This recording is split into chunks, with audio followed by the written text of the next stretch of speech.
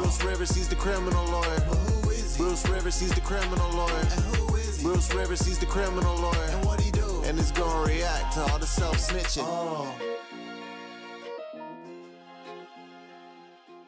Hi, this is Bruce Rivers. Welcome to another episode of Criminal Lawyer Reacts. I'm Bruce Rivers, criminal defense lawyer, board certified, I might add. And today we are reacting to three different things going on. There's a lot going on here. So we've got a Ksoo update, we've got a YSL update, and we have kind of a little bit of a Melly update. Not a huge one, but we can kind of go into what's going on there.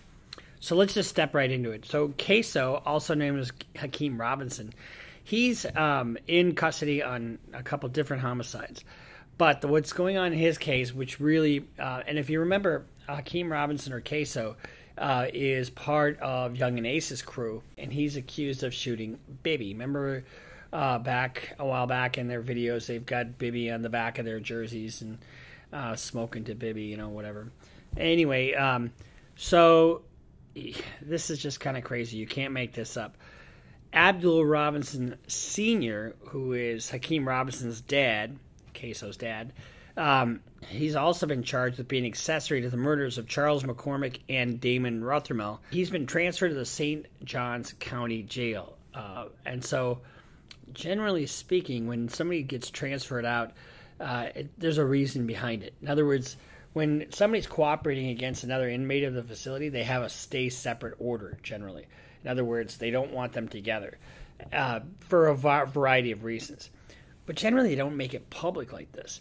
So in filings last week, the state attorney's office has informed his sons, Hakeem Robinson, Ksoo, and Abdul Robinson Jr., that their father is now a cooperating snitch, cooperating witness, cooperating with the prosecutors, and he's given statements on the murders of these two guys, of Charles McCormick and Damon Rothermel.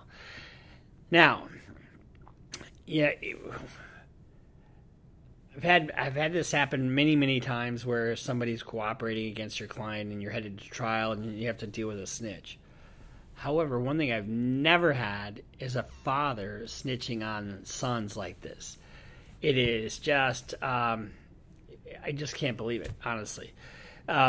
So even 50 Cent has reacted to this. He posted a screenshot of the father and son side by side on his Instagram. We'll show you that here. And commented on how rare the situation is, adding in the caption, "Damn it, man. I've seen it all now. You can't trust nobody." Really kind of, you know, and the thing about it is, unless it's a capital case, I don't know what he's going to get for cooperating against his sons, because he's a participant in the underlying crime as well. And if you remember, Hakeem Robinson, aka Ksoo, is charged with the 2020 murder of the rival rapper Charles McCormick, and Rothermel was killed in the 2019 stray bullet fired in an exchange of gunfire. But he's also got this baby one hanging out there. So he's got three bodies that he's responsible for, or at least that he's on the hook for. Now, let's turn the page a little bit to Gunna. The court was obviously concerned about threats and intimidation of witnesses. This came from a statement from the case.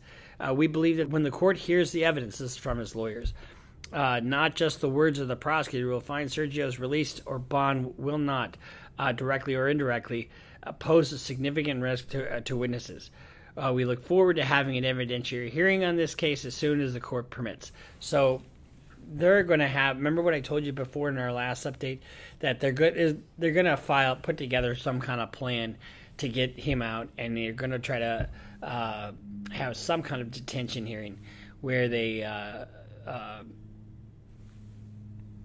file a motion with the court to get them out. Now, here's the thing. It's come out in court papers that Gunna has played a much more of a higher level role than just your average guy.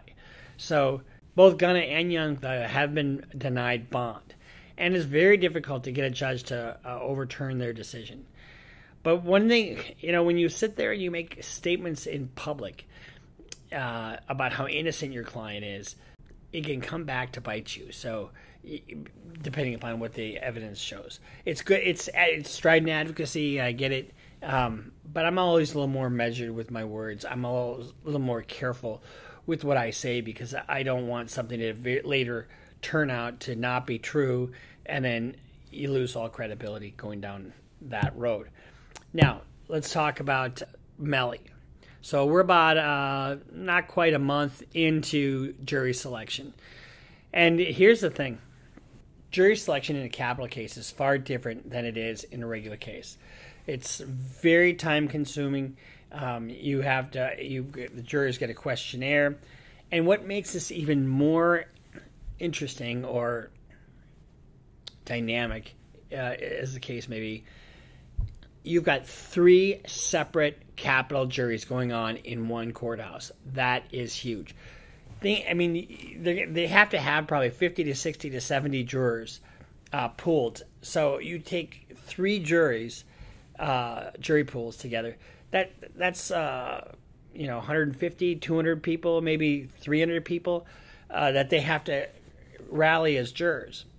And you need extras because you've got when you do jury selection, you have cause for strikes, and you have preemptory challenges. Preemptory challenge, you can kick somebody off the jury just because of their hat, for any or no reason, as long as it's race neutral.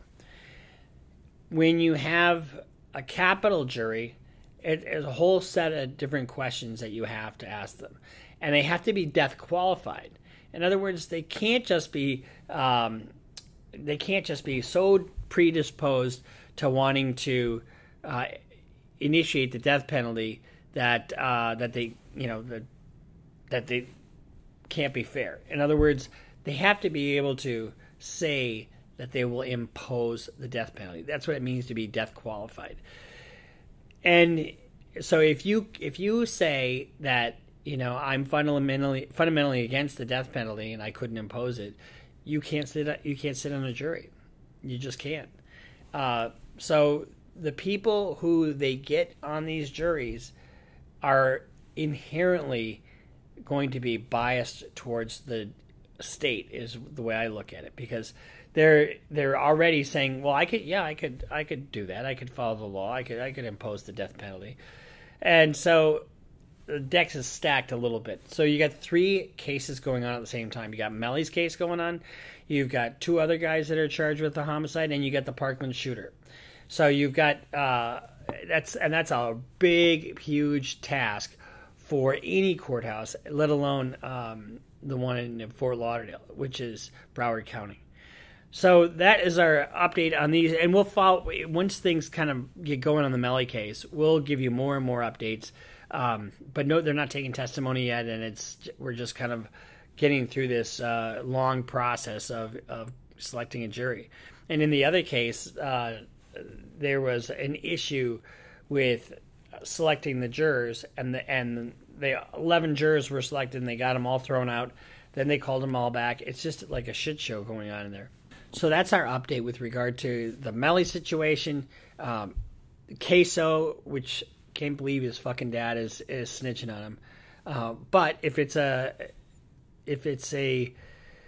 death penalty case, are you going to snitch on your sons so that you save your own ass? Wouldn't be me. I guarantee you it wouldn't be me. I just can't believe somebody would do that to their own kids. I don't endorse what they're doing in terms of the case itself, but if you're in that soup, get ready to be cooked. So this is Bruce Rivers, criminal defense lawyer, board certified. Follow us on Instagram, follow us on Twitter, like, subscribe, send us your comments. We are wanting to hear everything you guys have to say. I do read the comments, and I don't respond to every single one, but I do respond to quite a few of them. So we'll see you next time here on Criminal Lawyer Reacts.